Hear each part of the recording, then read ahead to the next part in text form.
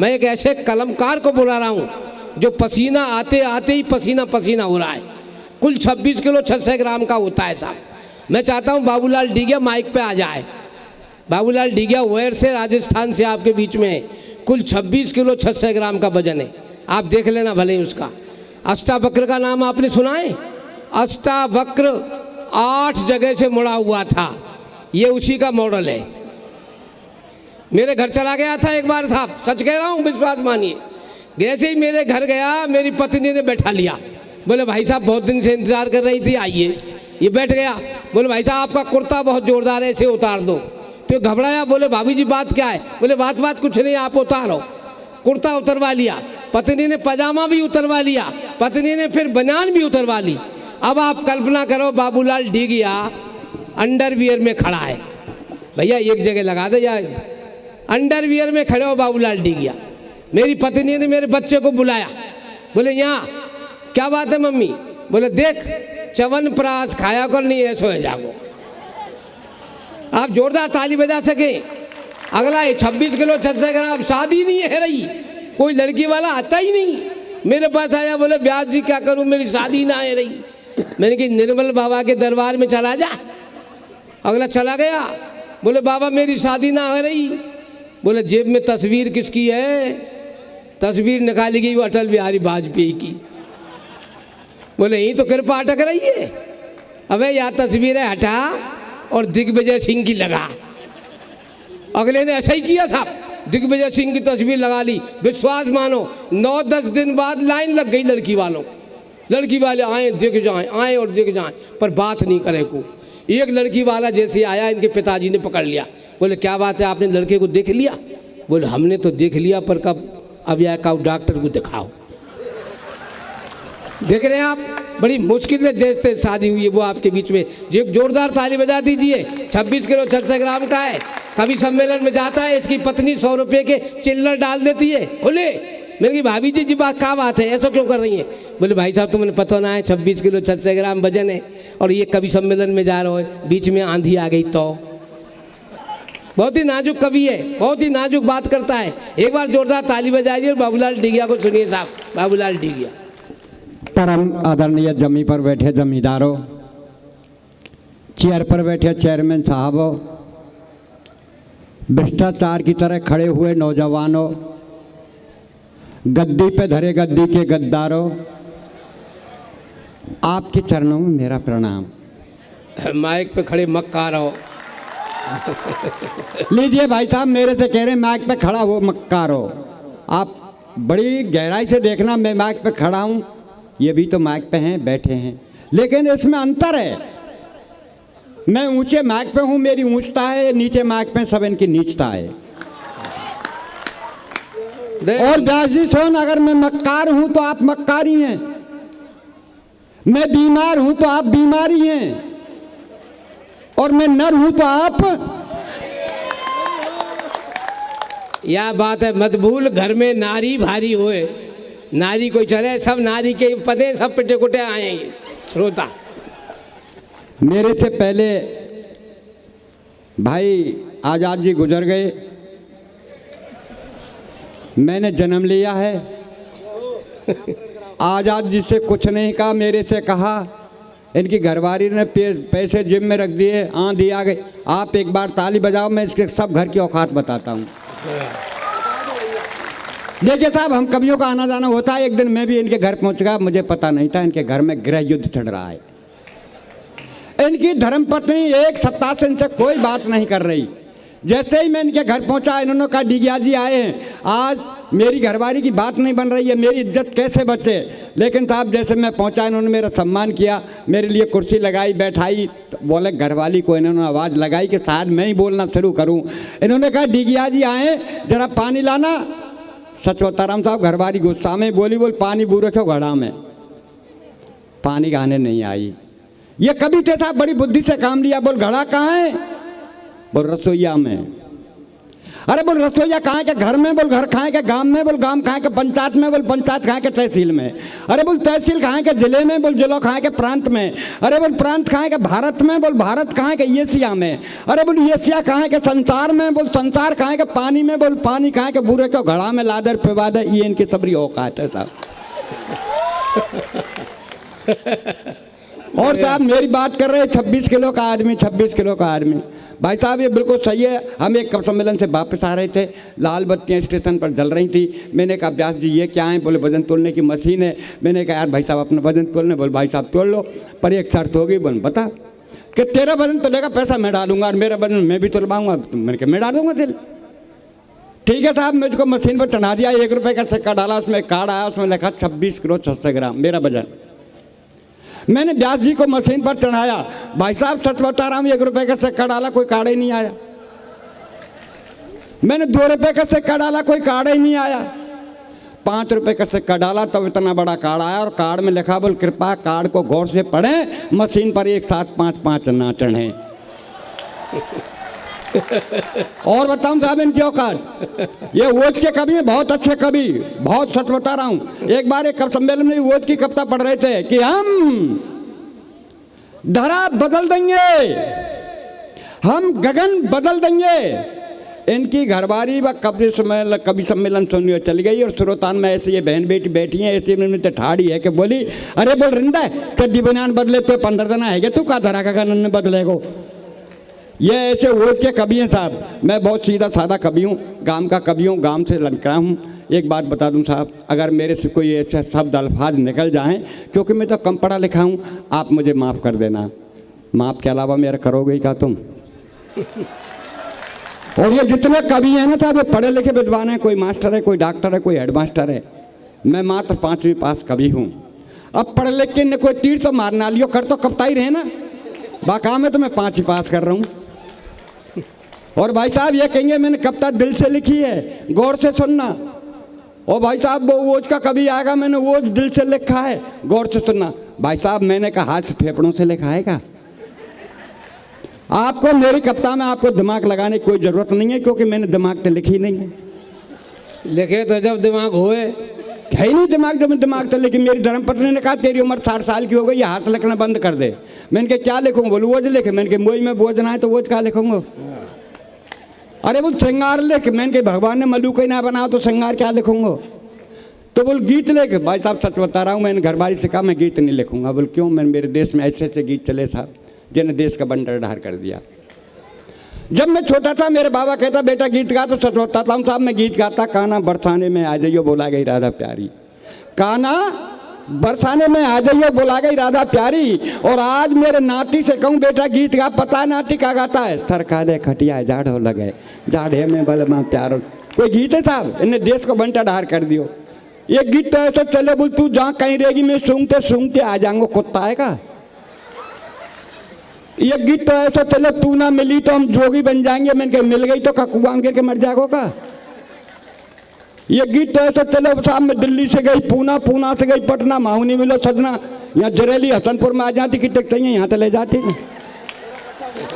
इसलिए साहब अपन गीत वीत नहीं लिखते, अपन तो देखते हैं जो लिखते हैं। आज सुबह जब मैं घर से चला तो मेरी धर्मपत्नी ने कहा कहाँ जा रहे? बेटा चुप बढ़ जा, चुप।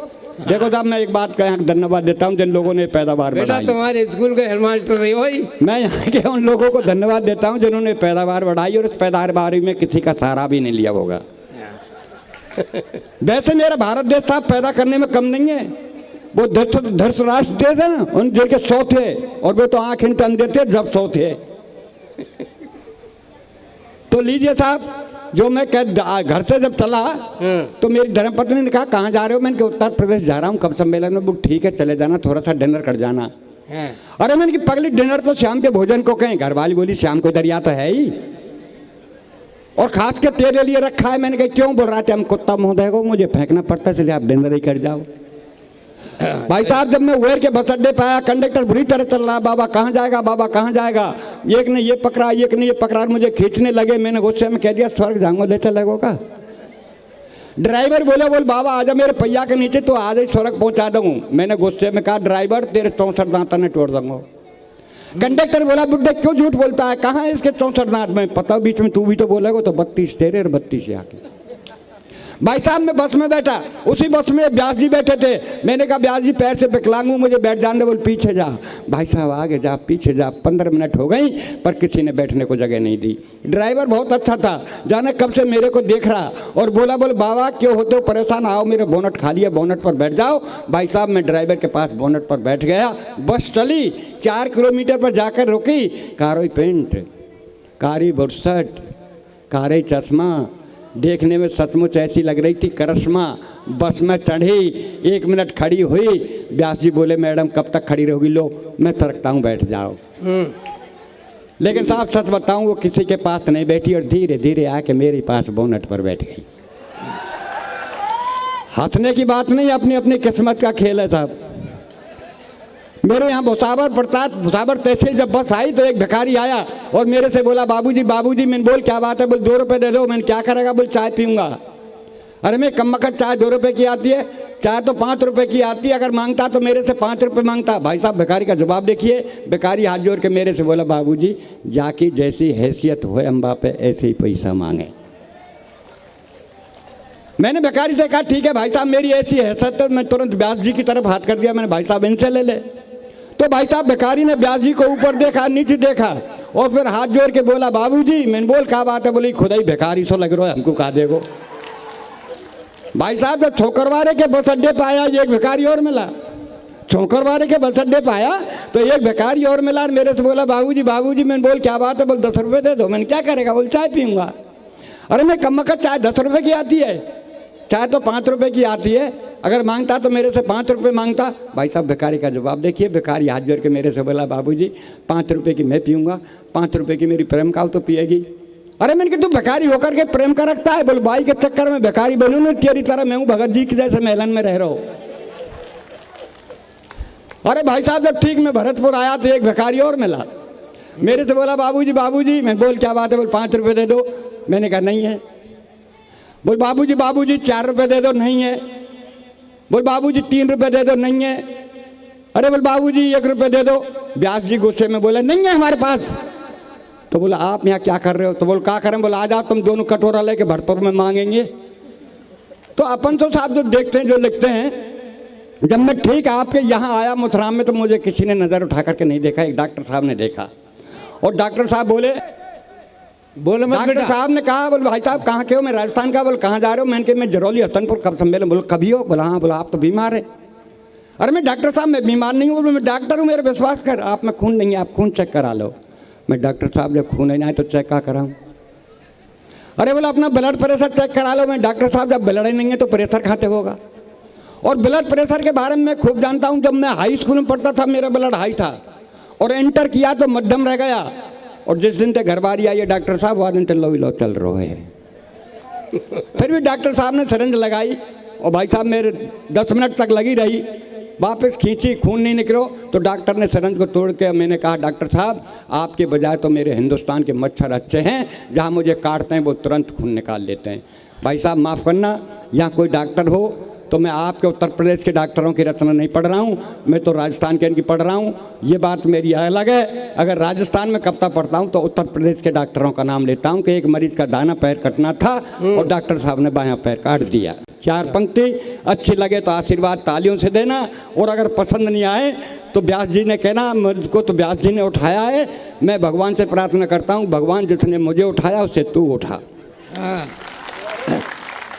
एक मरीज की अंतिम तल्लैटी घड़ी, एक मरीज की अंतिम तल्लैटी घड़ी, डॉक्टरों की भीड़ घेरे खड़ी तो डॉक्टर साहब मरीज से बोल भैया तेरी अंतिम इच्छा वो तो बता जा। मरीज बोला डॉक्टर साहब मेरी अंतिम यही इच्छा कि मेरी जगह तू मर जा। मरीज बोला वो डॉक्टर साहब मेरी अंतिम यही इच्छा कि मेरी जगह तू मर जा।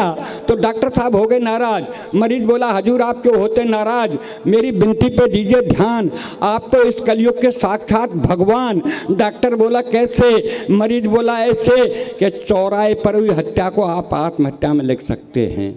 चौराहे पर हुई हत्या को आप आत्महत्या में लिख सकते हैं और दाहिने पैर की जगह आप बाएं पैर को काट सकते हैं, तो क्या डॉक्टर साहब मेरी जगह आप नहीं मर सकते हैं?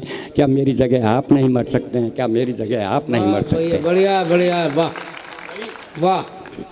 सुबह सुबह का वक्त मस्जिद की अजान और मंदिर की झालर कितनी लगती है प्यारी। सुबह सुबह का वक्त मस्जिद की अजान और मंदिर की झालर कितनी लगती है प्यारी। और चाय का प्याला लेके मेरी चारपाई के पास खड़ी घरवारी बोली, अजी सुनते हो? मैंने कहा सुन रहा हूँ, बहरा नहीं हूँ, बोल क्या कहना है कह दीजिए। बोल मैं कब की खड़ी हूँ, लो चाय पी लीजिए। मैंने कहा सुबह सुबह का वक्त है, राम रहीम का नाम लेने दीजिए, इस चाय को 10 मिनट बाद दीजिए। तो गुस्से में बोली कि 10 मिनट में तो ठंडी हो जाएगी। मैंने कहा कमबख्त तेरी उम्र 60 साल की है गई, तू अब तक ठंडी ना है पाई, तो कहा चाय 10 मिनट में ठंडी हो जाएगी। हाँ बढ़िया भाई। मैंने कहा कमबख्त तेरी उम्र 60 साल की है गई, तू अब तक ठंडी ना है पाई, तो कहा चाय 10 मिनट में ठंडी हो जाएगी। इतनी कहने पर गुस्से में तेज कमरे से बाहर आके बड़े जोर से रोने लगी, भगवान से प्रार्थना करने लगी, भगवान मेरी ये कर्जी है, आगे आपकी मर्जी है, मेरा एक थोड़ा सा काम कर दीजिए, इस संसार से मेरे पति बाबूलाल डीगिया को उठा लीजिए, मुझे विधवा बना दीजिए। वाह। इतनी सुनने पर गुस्से में तेज मैंने बैग उठाया कमरे से बाहर। घरबारी बोली कहाँ जा रहे हो भरतार? मैंने क्या आत्महत्या करने? बोला आत्महत्या करनी है तो जल्दी कर लीजिए, ये भी आपके हित में होगा, और 4 दिन पीछे मरा तो तेरा दाह संस्कार नहीं होगा। मैं बोला कैसे? घरबारी बोली ऐसे कि मैं देख रही हूँ पर्यावरण का सीजन, और जब खाने पकाने को नहीं तो तुझे जलाने को कहाँ से लाऊंगी ईंधन, तुझे जलाने को कहाँ से ला। अच्छी लगी हो तो ताली अच्छी ठोको। वाह वाह वाह वाह, बढ़िया बहुत बढ़िया। मैंने कहा तू मेरे ईंधन की फिक्र मत कर, तेरा ध्यान किधर मैं समझाता हूँ, आओ इधर। ठीक मेरे मरने के बाद शमशान घाट जाना और 5 हीटर रख के घर चले आना। बड़े बेटे को समझाना, बेटे जाना बटन दबाना, पापा को जला के घर चले आना। बोल ठीक है, तेरे मरने के बाद शमशान घाट जाऊंगी, 5 हीटर रख के चली आऊंगी, बेटे को समझाऊंगी, बेटा जाएगा बटन दबाएगा, तुझे जला के घर चला आएगा। पर तू एक बात बता, जलने के बाद पता नहीं स्वर्ग या नरक जाएगा, पर इस महंगाई में जो 5-5 हीटरों का बिल आएगा उसे का तेरा बाप चुकाएगा, उसे का तेरा बाप चुकाएगा, उसे का तेरा। वाह वाह। ऐसा साहब मेरा सौभाग्य, कॉल लेटर आया नौकरी के काजे, और कॉल लेटर आदरणीय व्यास जी का आया उसी दिन। हम दोनों दिल्ली इंटरव्यू देने चले गए। जब इंटरव्यू देने चले गए हम दोनों, तो पहले वहाँ मेरा नाम आया, बोल बाबूलाल डीगिया। मैंने कहा जी हाँ। बेटा धीरे धीरे निकल जाओ चक्रान, क्योंकि का बेटे समझ में कोई बात नहीं। हाँ, तो मैंने कहा वो तो देख में आई है, मैं तो खाली कैसे हो देखी। मेरे लिए आवाज़ पड़ी, बोल बाबूलाल डीगिया साहब मैं अंदर इंटरव्यू देने में, आप बुलाया अधिकारी ने आवाज़ लगाई, बोल कोई बाबूलाल डीगिया है? मैंने कहा सर मैं हूँ। बोल अंदर जाओ इंटरव्यू दे आओ। सर मैं इंटरव्यू देने अंदर गया, अधिकारी जी ने एक प्रश्न मेरी तरफ सरकाया, और वो प्रश्न ऐसे सरकाया आपको बता रहा हूँ। मेरे से पूछा कि भारत के सर्वप्रथम प्रधानमंत्री का नाम। मैंने कहा पंडित जवाहरलाल नेहरू। बोले पृथ्वी कैसी है? मैंने कहा साहब गोल है, चपटी है, खोज जारी है। ये भारत आज़ाद कब हुआ? मैंने कहा साहब 1857 से प्रयास किए गए, 1947 में सफलता मिली। बोल ठीक है बेटा जा, तेरा इंटरव्यू हो गया। भाई साहब मैं इंटरव्यू दे के बाहर निकला, व्यास जी मुझे गेट पर मिले। बोल डीगिया जी क्या पूछा बता। साहब मैं जल्दी में 3 प्रश्नों के उत्तर बता गया। मैं पहले का पंडित जवाहरलाल नेहरू, दूसरे का गोल है, चपटी है, खोज जारी है, और तीसरे का है कि 1857 से प्रयास किए गए, 1947 में सफलता मिली। अब आज लगी बोल सोमदत्त व्यास। बोल जी हाँ। बोल अंदर जाओ इंटरव्यू दे आओ। भाई साहब इंटरव्यू देने अंदर गए। अब इनको क्या पता कि अधिकारी का मूड क्या होता है, अधिकारी ने प्रश्न ही बदल दिए। इनसे पूछी आपका क्या नाम है? ये बोले पंडित जवाहरलाल नेहरू। अरे बोल तेरी बुद्धि कैसी है? बोल गोल है, चपटी है, खोज जारी है। अरे बोल तुम पैदा कब हुए? बोल 1857 से प्रयास किए गए, 1947 में सफलता मिली। ऐसे आदरणीय व्यास जी है। बढ़िया है भाई, बढ़िया है।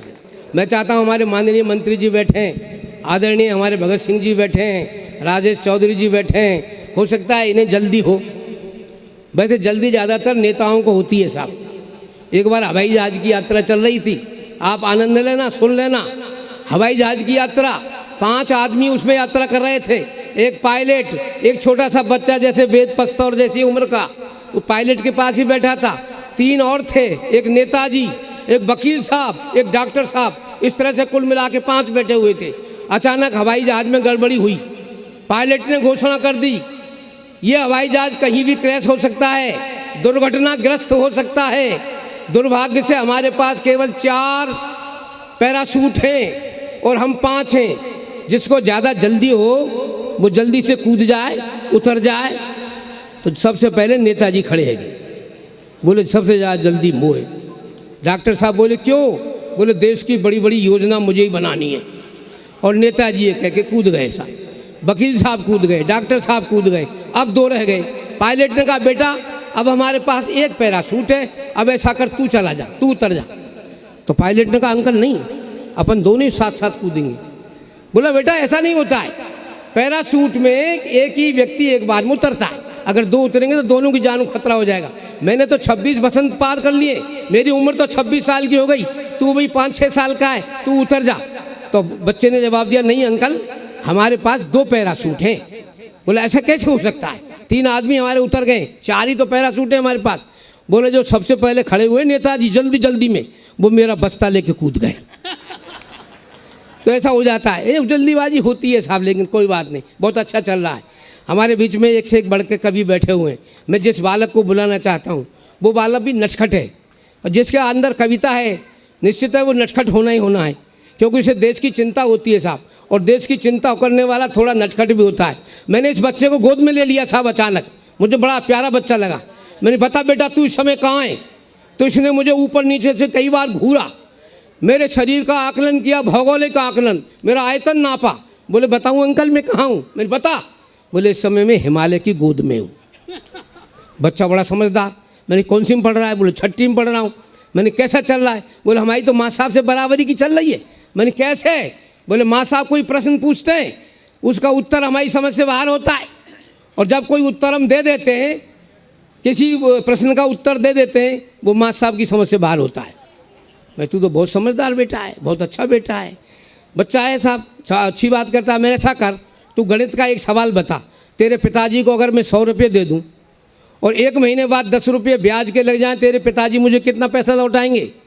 बच्चा ने तपाक से उत्तर दिया, बोले अंकल 1 पैसा नहीं लौटाएंगे। मैं तू गणित नहीं जानता? बोले अंकल मैं गणित तो जानता हूँ, तो मेरे पापा को नहीं जानते, वो किसी से भी लेके 1 पैसा आज तक नहीं लौटा पाए। आप जोरदार हंस सकते हैं, ऐसी कोई बात नहीं, जहाँ हंसने की बात हो आप हंसें, आनंद लें, आनंद के लिए ही है। छोटा सा बच्चा है आपके बीच में आने वाला है, बड़ी बड़ी बात करता है, छोटे छोटे मुंह से बड़ी बड़ी बात करता है, पापा की, मम्मी की। एक दिन मम्मी सब्जी लेने चली गई, जैसे ही घर लौट के आई वेद पस्तौर ने पूछा मम्मी क्या पड़ोसिन का नाम डार्लिंग है? बोले नहीं तो, तू ही क्यों पूछ रहा है? बोले तुम्हारे जाने के बाद पापा जी डार्लिंग कह के बुला रहे थे।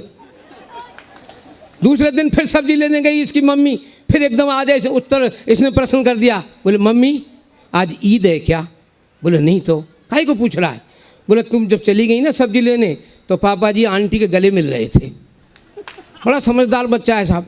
अब मम्मी को शक हो गया, बोले तो गड़बड़ करता है, ठीक नहीं है, लेकिन कोई बात नहीं, सब मम्मी लेके चली गई, मैं लेके जाऊँगी सब्जी। बच्चे को साथ ले गई साहब, बच्चे को साथ ले गई, इतने में इसकी प्रोग्रेस रिपोर्ट आई। प्रोग्रेस रिपोर्ट में लिखा था बच्चा आपका टैलेंटेड है, बहुत होशियार है, देश का नाम रोशन करेगा, आपका नाम रोशन करेगा, केवल कमी एक है कि ये लड़कियों के पीछे भागता दौड़ता है। तो इसकी मम्मी ने लिखा अगर आप सफल हो जाएं इसकी कोशिश में तो ये बता देना मुझे, मैं इसके प्रयोग यही प्रयोग इसके पापा पे करूँगी। मैं चाहता हूँ जोरदार तालियाँ बजाएं आप, और तालियों के बीच वो टीकमगढ़ झांसी के पास स्थान होता है। मैं उस बच्चे को आवाज़ दे रहा हूँ, वेद पस्तौर आए और अपने जलवे दिखाए भाई वेद पस्तौर।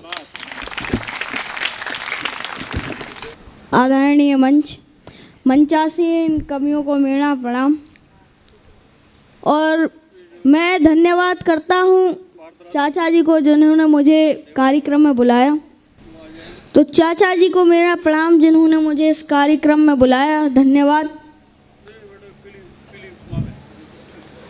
और मैं आते ही साथ पहले प्रधान होते हैं जो पैसे दे के प्रधान बनते हैं, अब योगी के राज में वो वापस पैसे तो ले नहीं पा रहे, खा तो पानी रह गाँव में, तो उनकी का दशा है और वे का कर रहे, और वे का कह रहे, काहे मर जाए का।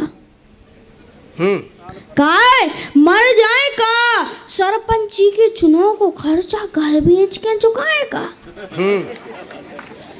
काय मर जाए का, सरपंची के चुनाव को खर्चा घर बेच के चुकाए का। भारी लागत लगाई थी चुनाव में, भारी लागत लगाई थी चुनाव में, देसी की जगह अंग्रेजी बंटवाई थी गाँव में। क्या बात है। हाँ। अब एक ही उधारी तुम्हारे बाप चुकाएगा। हाँ। और हम अपनी कविता पे खुदाई तारी के बजाय का बजाय और काय मर जाए का। पेल की पंचवर्षी में बेकार पैसा लुट गो, पेल की पंचवर्षी में बेकार पैसा लुट गो, साइकिल को सारा पंच सफारी से सट गो। पैसा ना खाए, पैसा ना खाए सो तुम्हें खाएगा। क्या बात है। काय मर जाए का, ठोको दद्दा तारी। बहुत बढ़िया, वाह वाह वाह, बहुत बढ़िया। ये तो प्रधान है और महिला प्रधान बन जाती है तो अपने आप को 2-3 साल में कैसे परिवर्तन करती हैं। पहले वो क्या करती थी, वो अब या क्या कर रही, क्या कंडा बनाऊती हारन में, कंडा बनाऊती हारन में, बिना सलूका के फरती जरकारन में। जब से प्रधान बन गई, जब से प्रधान बन गई, सो गेंदा गूंथे बारन में। बढ़िया है। उनके मेकअप की कालो कई, उनके मेकअप की कालो कई, सुध लगन लगी खजारन में। और प्रधानी के ठाट ने पूरे, प्रधानी के ठाट ने पूरे, सो घूमत फिर रही कारण में। बढ़िया बढ़िया, बहुत बढ़िया। नहीं तर कंडा बनाती हारन में, कंडा बनाती। बजाओ दद्दा तारी। जे तो भैया अपनी महिला प्रधान, जो भाभियां देश विदेशों इंग्लिश मीडियम कॉलेजों में पढ़ के आती हैं, जब उनकी शादी गांव में हो जाती है तो उनके अनपढ़ दीवार क्या कहते हैं कि ये क्या कर रही, इंग्लिश मीडियम पढ़े आई भाभी, इंग्लिश मीडियम पढ़े आई भाभी, नींबू खो भी आम बता रही और हाई टेक हो गई हैं भाभी, सुबह सुबह को शाम बता रहे।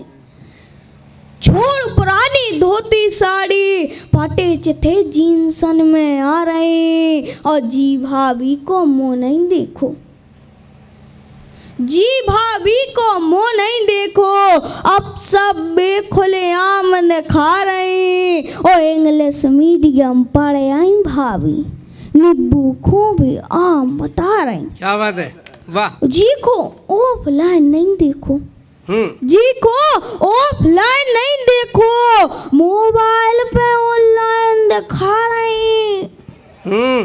जेठ ससुर की इज्जत छोड़ो, जेठ ससुर की इज्जत छोड़ो, इनको आसाराम बता रहे। बढ़िया बढ़िया भाई। और इंग्लिश मीडियम पढ़े आई भाभी, नींबू खो भी आम बता रही। रोज सवेरे जिम में जा रही, रोज सवेरे जिम में जा रही, कर रही डाइटिंग, कम भी खा रही। है नैया वे मूंगफली सी, है नैया वे मूंगफली सी, खुद को भी बादाम बता रही। और इंग्लिश मीडियम पढ़े आई भाभी, सुबह सुबह को शाम बता रही। तुलसी जैसी होती भाभी, तुलसी जैसी होती भाभी, अब तो ऐसी कहान दिखा रही। रोज रात में डिनर के संगे, रोज रात में डिनर के संगे, हल्को हल्को जाम लगा रही वाह, वाह, वाह, वाह। और इंग्लिश मीडियम पढ़ आई भाभी। क्या बात है भाई, बढ़िया। नींबू खूबी आम आम बता बता रहे और हाई टेक हो गई अब भाभी। हाँ। सुबह सुबह को शाम बता रही। क्या बात। बजाओ दद्दा तारी। यहाँ पर युवा भी आए हैं कार्यक्रम में, तो लड़कियन की तो हो गई भैया भाभियन की, तो युवा बैठे हैं, उनके लिए भी दो लाइनें की। अब वे अपने साल कैसे बर्बाद कर रहे हैं, मंजिल तो है लेकिन मंजिल पे नहीं जा रहे हैं और कहीं भटक रहे हैं। हमारी गली के पप्पू, हमारी गली के पप्पू लड़कियां जैसी चोटी रखा रहे, उनके मम्मी पापा के रहे। पप्पू तो 21वीं सदी में जा रहे, उनके मम्मी पापा के रहे। पप्पू तो 21वीं सदी में जा रहे, रात भर फेसबुक और व्हाट्सएप चला रहे, रात भर फेसबुक और इंस्टाग्राम चला रहे, चैटिंग करके लड़कियन को सता रहे, उनके मम्मी पापा के रहे। वे तो 21वीं सदी में जा रहे। वाह, बहुत बढ़िया। कॉलेज के बहाने, कॉलेज के बहाने पिकनिक मना रहे, सिगरेट पी रहे, पान मसाला खा रहे, उनके मम्मी पापा के रहे। 21वीं। पप्पू तो 21वीं सदी में जा रहे। वाह। दुर्घटना को भी बिल्कुल नहीं डरा रहे, दुर्घटना को वे बिल्कुल नहीं डरा रहे, बिना हेलमेट की वे बाइक चला रहे, उनके मम्मी पापा के रहे। पप्पू तो 21वीं सदी में जा रहे। ठोको दद्दा तारी। बहुत बढ़िया। भैया और बहन की तो हो गई, अब पापा बैठे हैं ते, अब पापा के सम्मान में दो लाइनें कि पापा क्या कर रहे हैं अब। आजकल के पापा भी गजब ढा रहे हैं, आजकल के पापा भी गजब ढा रहे, मम्मी के मायके जाने में खुशियां मना रहे, मम्मी के मायके जाने पे खुशियां मना रहे, मम्मी को डायन, मम्मी को डायन, पड़ोसन को डार्लिंग बुला रहे।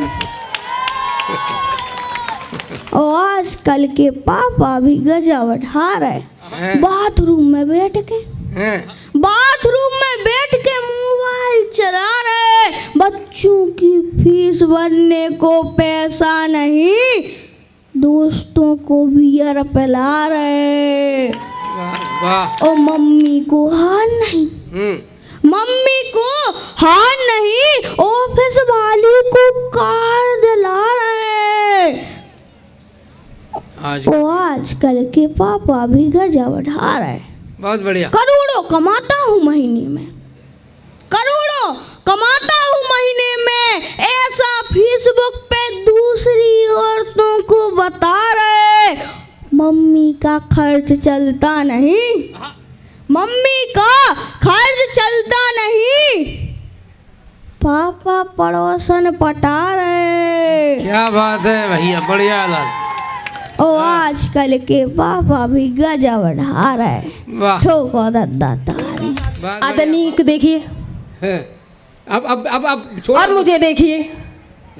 अब मैं आज जब इन्होंने ये बात कही दी है तो मैं हाथरस से आई हूँ, जहाँ हाथों से रस निकाला जाता है, हाथों से रस निकाल देते हैं हम लोग।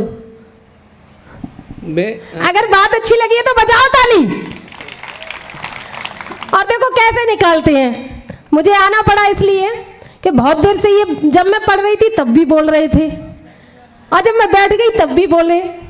तो मैं बस इतना ही कहना चाहूंगी, सुनिएगा आदरणीय, सुनिएगा। परामर्श दे रहा हूँ, सुनो। मत देखे। मैं परामर्श आपको स्वीकार कर लिया, मैंने आपका परामर्श, मेरा साजन इसी पार है, परेशान मत होइए, जल्दी मिल जाएगा वो। लेकिन आप मुझे कैसे लग रहे हैं इस वक्त, क्योंकि बार बार आप मुझे बीच में टोक रहे थे, तो मुझे कैसे नजर आ रहे थे, दिल तो कर रहा था मैं आपके साथ क्या क्या करूं। और उसी में से एक बात मेरे मन में आई है, तो मैं सुना दूं अग्रवाल जी, सुनेगा? अगर सुनना चाहते तो एक बार जोरदार तालियां बजा दीजिएगा, और जब मैं बैठूं तो तालियां इनके लिए बजाइएगा, ठोकिएगा और बताइएगा जरेलिया में कैसे ठोकी जाती हैं तालियां। मैं पढ़ती हूँ, सुनिएगा। मैं बिल्ली बनकर आई कबूतर तेरे लिए, मैं बिल्ली बनकर आई ओ बाबा तेरे लिए, मैं बिल्ली, बजाओ तालियां, मैं बिल्ली बनकर आई ओ बाबा तेरे लिए, मैं बिल्ली बनकर आई ओ बाबा तेरे लिए, पंजे हैं मेरे भाले ओ बाबा तेरे लिए, पंजे हैं मेरे भाले ओ बाबा तेरे लिए, माइक पे बैठा बाबा मत फड़फड़ा, मत फड़फड़ा, ऐसा फपेड़ू रोए नीचे पड़ा, नीचे पड़ा, तू जान बचा कर भाग जा बाबा अपनी खैर मना ले, पंजे हैं मेरे भाले ओ बाबा तेरे लिए, पंजे हैं मेरे भाले ओ बाबा तेरे लिए। और मैं तो सोच रही थी कि बाबा में कहीं आशाराम की आत्मा तो नहीं विराजमान हो गई। देखिए आसाराम जी महापुरुष हैं, इसमें कोई शक नहीं है, और वो कितने बड़े महापुरुष हैं ये सब जानते हैं, पूरा देश जानता है। तो मैं बैठे बैठे यही मंथन कर रही थी कि आज तो ऐसा लग रहा है जब बाबा में आसाराम ही आएगी, देखें। अच्छा, आज बहुत बहुत धन्यवाद, बहुत बहुत शुक्रिया। बहुत बढ़िया बात है गई पूरी। अब मेरी बात सुन ले, एक बार जोरदार ताली बजा दो यार। अबे जाने काका बन नहीं है, बिल्ली बन नहीं है, अब ये बिल्ली बन नहीं है। आज के लिए लड़कियां अगर हमारी बिल्ली बनेंगी तो निश्चित यही हाल होगा जो वाली कह के गई है। तेरा मासूम चेहरा देखकर आंखें मेरी नम है, तेरा मासूम चेहरा देखकर आंखें मेरी नम है, तू अगर बिल्ली बन गई तो कुत्ते भी नहीं कम हैं। तू अगर बिल्ली बन गई तो कुत्ते भी नहीं कम हैं, और शायद कल तेरे जिस्म का एक टुकड़ा भी नहीं मिले। कई तो आदमी बैठे यहाँ, कई तो आदमी की शक्ल में बैठे हुए बम हैं। जमाना याद रखे वो याद बनकर आ, बनना ही है तो फौलाद बनकर आ। जमाना याद रखे वो याद बनकर आ, और बनना ही है तो फौलाद बनकर आ। कुकुर मुत्ते की तरह आजकल ये कुत्ते पैदा हुए, इनके वंश के नाश करने को शेर की औलाद बन के आ। क्यों तुम नेताओं पर व्यंग कसा करते हो, क्यों तुम नेताओं पर व्यंग कसा करते हो? कहीं ना मतलब राजनीति के पंडित भी कुछ ऐसे ही हैं, यही खेल खेल रहे हैं, यही जुगाड़ कर रहे हैं। कभी क्यों तुम नेताओं पर व्यंग कसा करते हो, दो कौड़ी के इंसानों में व्यर्थ फंसा करते हो। नेता बहुत दीन होता है, दिल का भी महीन होता है, एक एक पैसे पर मरता, वैसे भूखा क्या ना करता। जगह जगह घूमने वाला, चोरी छुपे झूमने वाला, रंग बदल लेता है पल पल, मरुसे बन जाता है दलदल। बहरूपियों के दलदल में क्यों व्यर्थ धसा करते हो? कभी क्यों तुम नेताओं पर व्यंग कसा करते? नेतान को खोटना है जनता कसूरवार, दे वोट गुंडान को नेता बनवावे, और माल पुआ खावे संग कारण में जावे, गीत वाई के सुनावे झंडा द्वार पे लगावे। बुई गुंडा जीत जात कुर्सी में धस जात, खा दीते सजा के गात नेता कहलावे है। और 5 साल आम आदमी कुई समझ आम, आम की तरह से सरे आम चूस जावे। तो खोट तो हमारा तुम्हारा हो, पैदा तो नेता ने हम ही कर रहे हैं और फिर हमें मूड फोड़ रहे हैं। बहुत सुना आपने कई, फिर मैं इस प्रश्न को बदल रहा हूँ और फिर दूरदर्शन को लाना चाहता हूँ। पर मेरा निवेदन है दूर से ही देखें, दूर से ही दर्शन करें। वो जो बैठी है दुकेली जैसे गुड़ की कोई भेली, धरी हो पंसारी की दुकान में। अब तो मैंने भी ये माना रचना को होगा बुलवाना, रचना जी आए अब मैदान में। और आप एक बार जोरदार ताली बजा दें यार, बहुत देर से रचना ही रचना है रही। मैं रचना सुना रहा हूँ, मैं रचना का आदेश है मेरा। अब रचना तुम्हारे सामने खड़ी हुई है, आप जी भर के सुने। रचना आपके बीच में मेरठ से आई है सूचनार्थ। संचालक महोदय, बहुत अच्छा संचालन तो आप करते हैं, लेकिन पता नहीं आज आपको क्या हो गया है। संचालन आप पढ़ते पढ़ते भूल रहे हैं, लेकिन मैं चाहती हूँ आप थोड़ी दवाई खाना शुरू कर दीजिए, इसलिए आपकी याददाश्त अच्छी बनी रहे। लेकिन पंक्तियाँ पढ़ती हूँ, सुनिएगा। हमारा मंच बहुत ऊंचाई पर पहुँच गया है और मैं चाहती हूँ कि सभी देवती देवता आएँ और हमारे इस पावन मंच को आशीर्वाद दे। आप सबको आशीर्वाद दे। आदरणीय चौधरी साहब बैठे हैं, उनको भी, और हमारे मुफतलाल जी आदरणीय आप बैठे हैं, सबको आशीर्वाद दे। और राधा कृष्ण की पावन धरा पर मैं खड़ी हूँ, उनको मैं सादर सशक्त नमन करती हूँ। आप सबको सादर नमन करती हूँ। अपनी माताएं बहनें बैठी, उनको भी हाथ जोड़कर मैं नमस्ते करती हूँ। बेटा बेटी बेटे हैं छोटे छोटे, उनको बहुत सारा प्यार। पंक्तियाँ पढ़ती हूँ, सुनिएगा। ये महफिल आपकी है तो इसे ऐसे सजा देना, ये महफिल आपकी है तो इसे ऐसे सजा देना। पड़ोसी से मिलो मिलकर पड़ोसी को मजा देना। वाह, वाह। मजे की बात है रचना तुम्हारे पास आई है, मजे की बात है रचना तुम्हारे पास आई है। तो मेरे आगमन में भी जरा ताली बजा देना, वाह, वाह, तो मेरे वाह। आगमन में बहुत भी बढ़िया, जरा वाह। ताली बजा देना। और पंक्तियाँ पढ़ती हूँ कि सभी देवती देवता आए इस मंच पर। सुनिएगा कि एक दंत दयावंत चार भुजाधारी को मैं हाथ जोड़ी बार बार प्रणाम करती हूँ मैं। और माते शारदे के चरणों में आस्था है, दीप ज्योति आरती का काम करती हूँ मैं।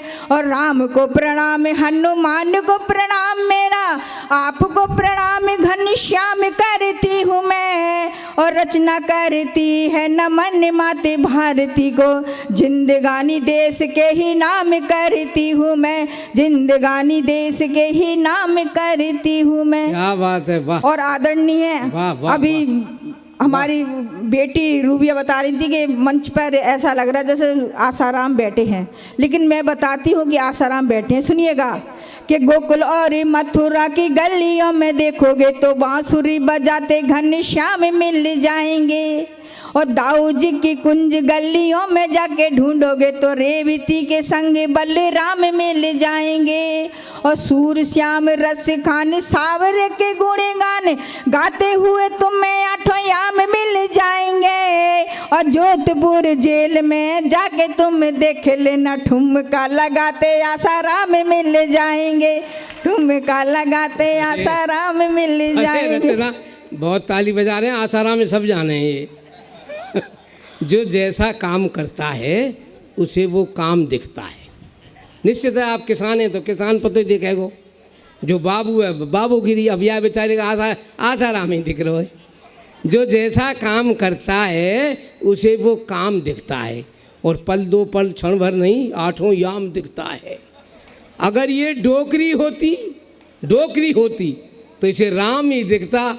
ये तो छोकरी है जो इसे आसाराम दिखता है। बहुत बढ़िया सुन रहे हैं हमारे श्रोता। मैं पंक्तियाँ पढ़ती हूँ, सुनिएगा। हालत बहुत ख़राब है इनके घर में। यहाँ के बेचारे थोड़ा हंस बोल लेते हैं, इसलिए थोड़ा इनका खून बढ़ जाता है, और वास्तव में इनकी हालत बहुत ख़राब है। घर में ये क्या क्या इनके साथ होता है मैं बताती हूँ, सुनिएगा। कि फिर मत कहना ये क्या किया, मैं इनके घर की बात बताती हूँ, सुनिएगा। कि फिर मत कहना ये क्या किया, ये क्या किया, रचना से तुमने क्यों पंगा लिया।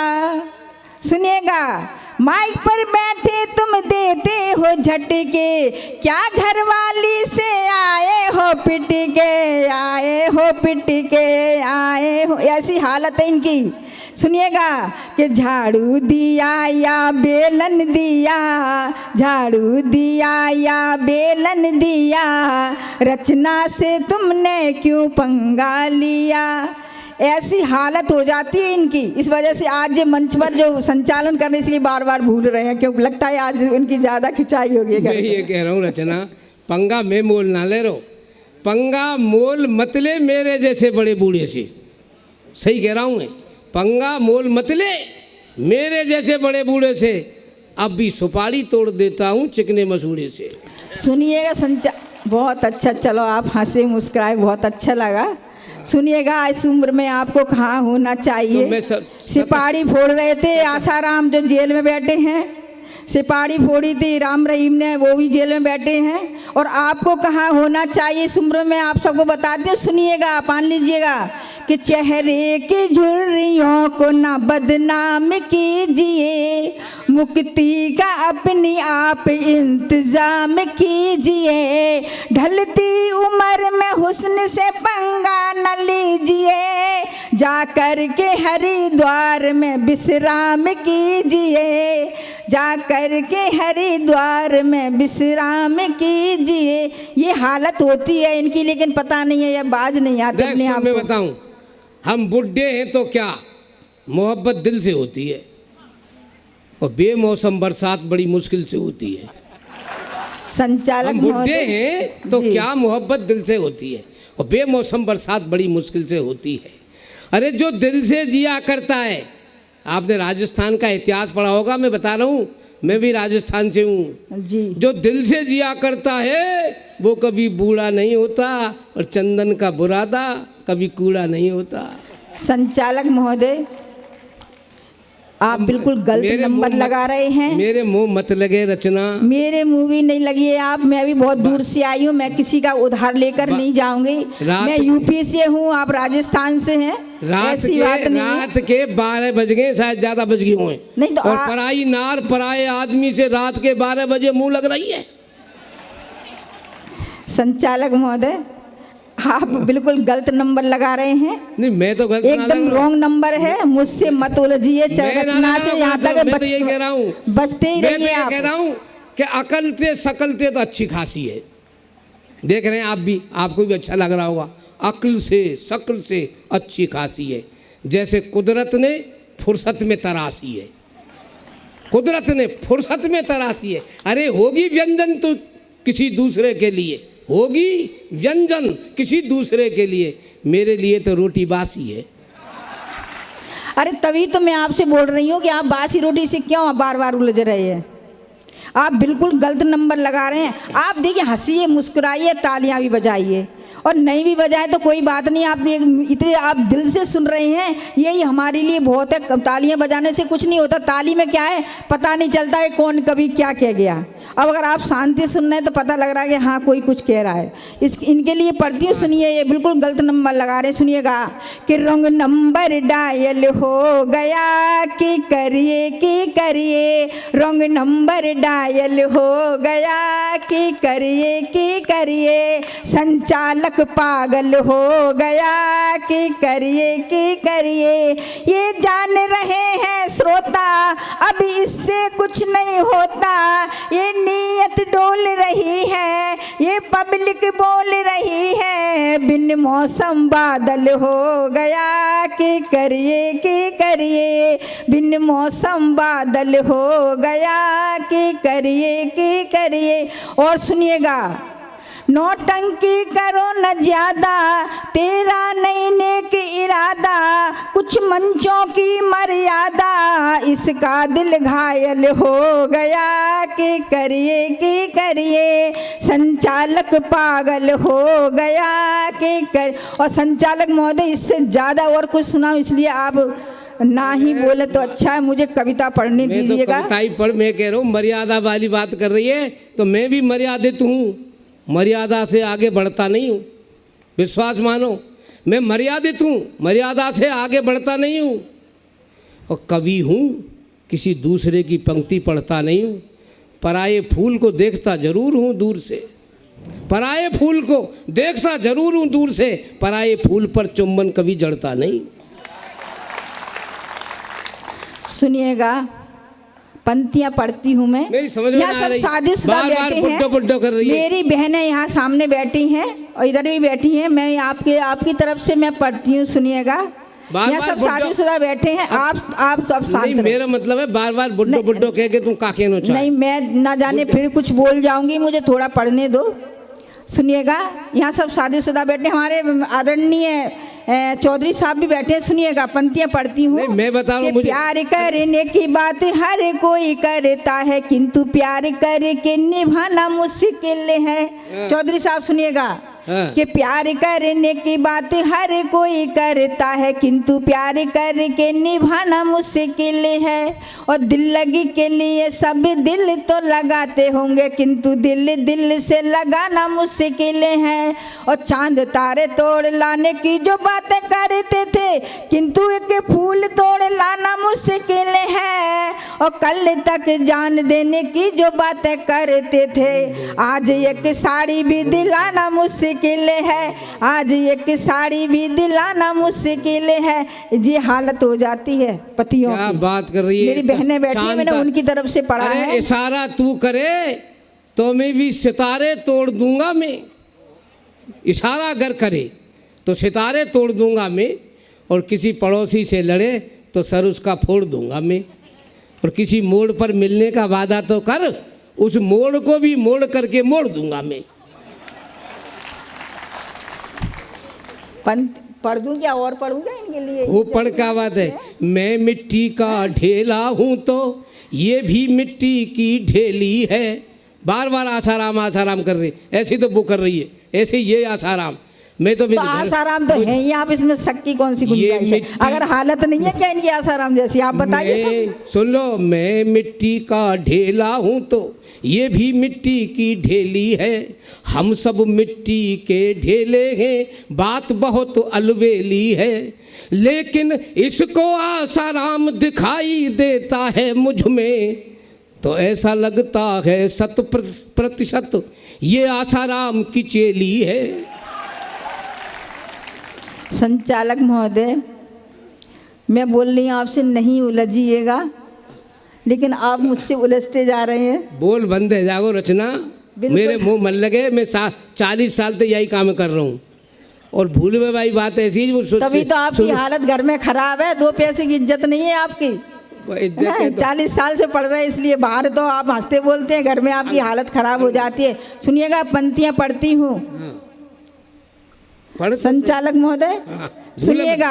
हाँ बिल्कुल सही पढ़। कि संचालक ना, रात के 12 बज चुके हैं, और जो कविता लिखी थी जब मैं यहीं आगरा में रहती थी, अब तो मैं 2-3 साल से इधर मेरठ पहुंच गई हूँ। सुनिएगा, पंक्तियाँ पढ़िए, सुनिएगा। कि संचालक ना लो पंगा, मैं नार पर आई हूँ, शहर आगरा से मैं कविता पढ़ने आई हूँ। नहीं तुम झेल पाओगे कि डर के भाग जाओगे, नहीं तुम झेल पाओगे कि डर के भाग जाओगे। और सुनिएगा, मेरी टक्कर को क्या झेले, नहीं किसी में बलबूता, दुनिया में मशहूर शहर दाल मोठ पेठा जूता, ताजमहल पागल खाना, बोलो तुमको क्या जाना, मैं टिकट भी लाई हूँ, शहर आगरा से मैं कविता पढ़ने आई हूँ। नहीं तुम झेल पाओगे कि डर के भाग जाओगे। और सुनिएगा, आप तो आप हैं, आप तो आप हैं, आपसे क्या कहूँ, सोचता हूँ रहूँ अब तो खामोश मैं। एक समंदर से मिलने चली है नदी, एक समंदर से मिलने चली है नदी, देखिए तो भला किस तरह जोश में। जब समंदर से होगा नदी का मिलन, तो समंदर ही होगा, न होगी नदी। पास जाते ही सुध बुध को खो जाएगी, और समा जाएगी उसके आगोश में। समझो बात आ जाए, ताली बजा देंगे। साहित्य की बात कर रहा हूँ इस समय में, है समझ में ना आ रहा हूँ। एक बड़े बूढ़े थे विवाद कर रही है, खामा खां फसाद कर रही है। मेरी तो अब तक समझ में ना आ रही कि ये बुढ़े पे मर रही है कि बुढ़े से डर रही है। ना तो मैं आप पे मर रही हूँ, ना आपसे डर रही हूँ। मुझे तो आप यहाँ कविता पढ़नी है, सुबह अपने घर जाना है। तो देख रचना सुन, सुनिए, सुन ले। तेरह को आदमी हती है घर में, और मेरे घरवाली हती है। तो प्यार मोहब्बत में हम दोनों ही ट्रेंड। फर्क ये है कि तू सेकंड हैंडर, मैं सेकंड हैंड।